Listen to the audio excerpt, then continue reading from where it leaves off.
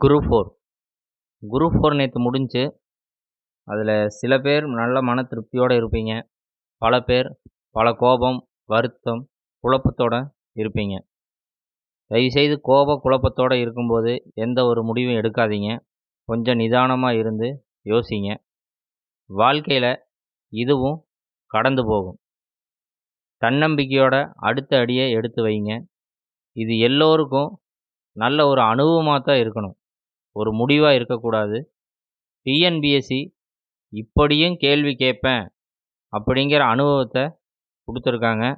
அதையும் நான் ஜெயிச்சு காட்டுவேன் அப்படிங்கிற தைரியத்தை வளர்த்துக்கங்க. நம்பிக்கையோடு இருங்க. வெற்றி நிச்சயம் கிடைக்கும்.